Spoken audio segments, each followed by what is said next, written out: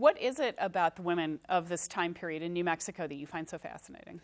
Well, I started out with Susan McGoffin as a performer, developing her and studying her life and her diary down the Santa Fe Trail and into Mexico.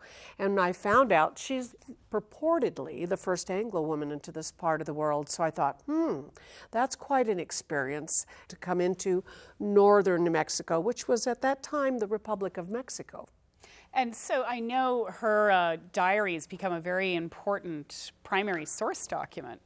Yes, and it was during a fabulous year, not only for trading on the Santa Fe Trail from Independence, Missouri to Santa Fe and then on down to Mexico, but because it was during the Great Mexican-American War of 1846, 47, and 48, when our president at the time, President Polk, initiated and encouraged Manifest Destiny, which means the United States nearly doubled in size after that time period.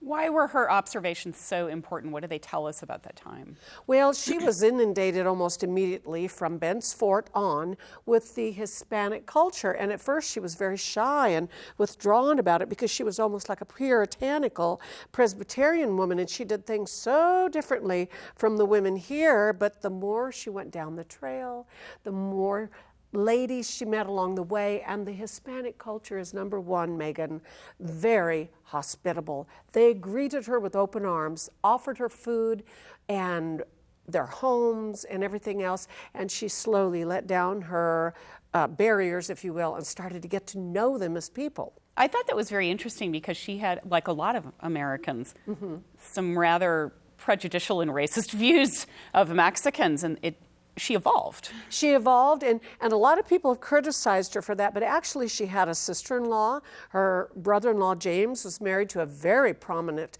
Spanish woman of the time. She was first cousin to Don Manuel Armijo, the last Mexican governor. So she wasn't totally unrealistic about knowing Hispanic people, but it seemed like she was prejudiced, but basically I think she was shy, and it was a culture she didn't understand yet. But like I said, with time, she just opened up to them, and she chose to learn to speak Spanish from the beginning of her journey, and by the end of her journey, she could speak fluent Spanish with everybody.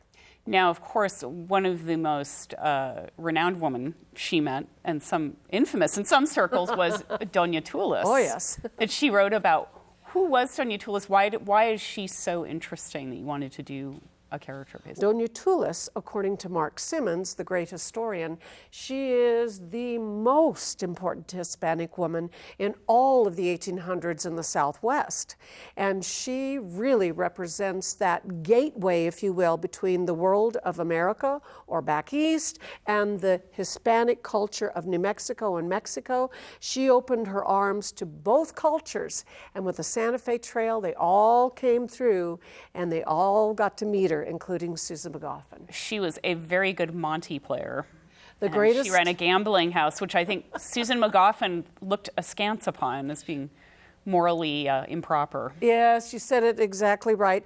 I'm sure Susan never went to the gambling house, but I know her husband, Samuel, did. I know her brother-in-laws, William and James, gambled there. But of course, she was a lady and never would have done that. But Doña Tulis's gambling hall was all along Burrough Avenue, right across from where the Lensic Theater is today. And that was one of the most important gambling halls in all of northern New Mexico. She was quite wealthy by the time she died. She did well. She did very, very well. Remember, she's a businesswoman first. How did she make her business happen or her money happen? She made most of it in her gambling hall, but she invested in Santa Fe and Camino Real trade. Camino Real would be from Santa Fe all the way to Mexico City. All those wagons and freight wagons and so forth that came through. She was a part of gleaning and investing in their businesses. So she made money that way too. She was very successful, a little controversial, especially among the Anglos, but a pragmatist who saw what was happening. She did. And capitalized on it. Megan, absolutely true. And all of the soldiers and other traders would write about Doña Tulis and say, oh, I've wined with her, I've dined with her, I've met her, I've been to her gambling hall. And it was the most, like I said, impressive place in Santa Fe to go and gamble. First hardwood floors, Brussels carpets on some of the gaming rooms, the first glass windows, the first clock in Santa Fe was there, chandeliers from the ceilings. It was a fun place to go, and everybody gambled in New Mexico. Now, another interesting woman who spent time on the Santa Fe Trail with her husband's freight company, yes, and then made her home in Las Cruces was Mamie Aguirre. Yes. She also came from Missouri, or from back east. Well, actually, she was a Southern girl, too, just like Susan. Susan was from Kentucky.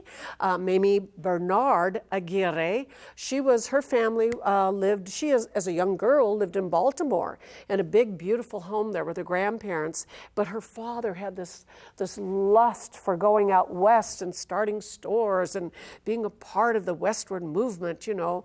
And so when he started stores in Missouri, especially in Westport, well, her family all moved out there, and her mother was reluctant to do so at first, but that's how she got to Missouri.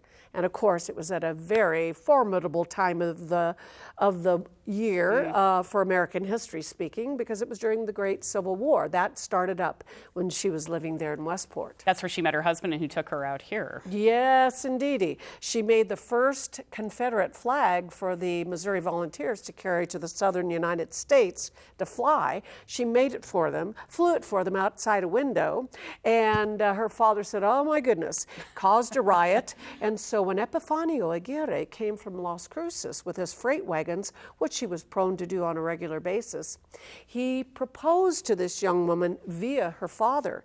She couldn't speak Spanish, he couldn't speak English, or very little. And they got together and they were married within a month, and they both learned to speak their respective languages. They got married right there in Westport. She also wrote many journals and was prolific about describing her experience. You know, she lost Epifanio to an Indian raid later when they were married, and then returned to Missouri, then came back here. She made the Southwest her home. She made the Southwest her home, and she said, well, how can I as a widow woman do that? Well, the first governor of Arizona, Governor Goodwin, said, come on over to Arizona, I'll give you some work as a teacher, and she got started teaching. Why was she so important to this time period? What were her Well, because I traits? think, Megan, she was definitely, like Susan, a cog in the wheel of progress moving forward, of cultures hooking together. But she stayed longer out west, if you will, than Susan did. Susan went back home to Kentucky. Eventually, she did move to St. Louis. But little Mamie Aguirre had her roots sunk into the Southwest. She loved the Hispanic people. She loved the freedom and the hospitality and the joy that they had. She said, oh, we don't find that back in the southern United States. It's interesting. What do these women leave us with? How do they change our perceptions of women in New Mexico? I think that they give me the perspective that no matter where you go in life, no matter how different another culture is or another country or people, you find out who they are. Talk to them, get to know them. You usually do it over a meal or sharing something like, here's a tortilla, I'll show you how to make it. Or here's my baby's clothing, I'll show you how to make these clothes. I'll make a pattern for you. Mamie Aguirre started New American Baby Clothes in Las Cruces for the women. Those little episodes bring you together, but they had above all not just a perseverance or determination to live a new life, but they wanted to be number one with their husbands, and they wanted to be out west where there was freedom that they did not have back east. And I think a lot of women here in New Mexico can say the same thing. Once you're here, you don't want to go back east or west.